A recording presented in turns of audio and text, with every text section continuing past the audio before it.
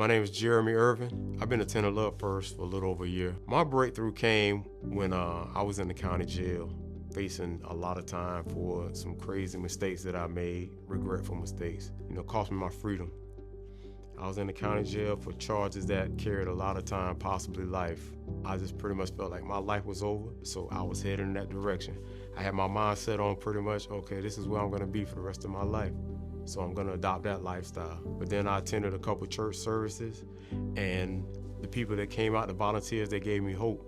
So I prayed fervently and asked God, if you just give me another chance, I'm gonna turn my life around, and I'm gonna do what's pleasing in His sight and try to serve the community the best way I can. So when I was incarcerated, they had a trial coming up, a high-profile trial that was going on. It was blasted all over the news, all over television and everything. But it was right around the same time that I had my trial. We had the same judge, so at that time, when they brought us to trial on the same date, they gave me a continuance. Mind you, my first plea offer was 40 years.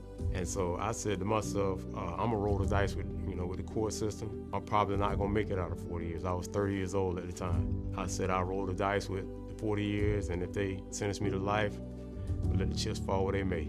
I asked God that if you can give me another chance, I'm gonna serve you and I'm gonna do what's pleasing in your sight.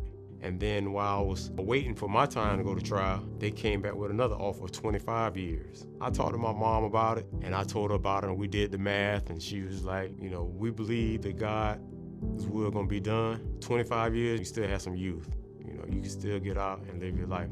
So I was gonna take the 25 years. But then he came back with 18 years. I'm no mathematician, but 18 is better than 25 and a whole lot better than 40. I took the 18 years, and then I kept my word to God, is that I'm gonna come out being a better person, mentally, physically, psychologically, and spiritually.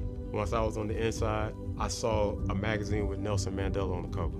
I felt like I can be something similar to Nelson Mandela. I can be great somehow, in some type of way, serving God, whatever His will is, if I line my will up with His will. So therefore, I thought to myself, what can I do in society? Being an ex-con wouldn't stop me from doing. One of my dedications was to be a healthier person. Maybe I can get into some type of health field as far as personal training, physical therapy, or what have you. What I did, basically, I just studied different realms of exercise science, from biomechanics, kinesiology, physiology, anatomy, all of the above.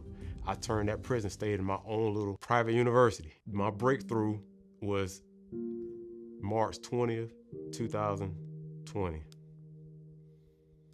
Pardon me for getting emotional, but that was what I consider my rebirth day. That was the day I walked out of the gates. And when I got out, I had a map of what I was gonna do. I created a blueprint and a vision board. And all the things that I wanted to do, I had it listed on the vision board. And when I got out, I thought everything was just gonna be, aligned perfectly. But then COVID, they shut down the whole world. Social distancing, 6 feet from everybody. So that went my dreams of the personal training thing. So I tried the virtual route. That wasn't panning out. I prayed, okay, what's next, God? I just so happened to go outside when the garbage truck came by. And I just asked them, just on a whim, are you guys hiring? Like, yeah, we're always hiring. So they hired me. I worked for them for 2 years. During that time, I went to my 30th high school reunion, and I met a woman that I had a crush on in high school, all through high school. Well, we reconnected, we fell in love, and we got married. And then my wife told me one day, as I was working for the garbage company, she just up and said, hey, when are you gonna follow your dream?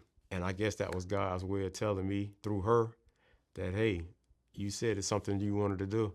Let's work on it together. My dream was to be in the health field, to start a business, Go Gym Mobile Fitness.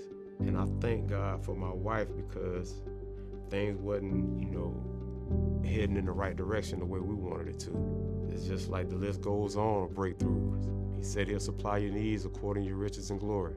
Not some of them, but all of them. We haven't went to bed hungry. We have a roof over our head. Everything's provided for us. And that all goes back to that prayer that I prayed to God to give me another chance to return to society. That's my plan, is to be a servant for Him for the rest of my life.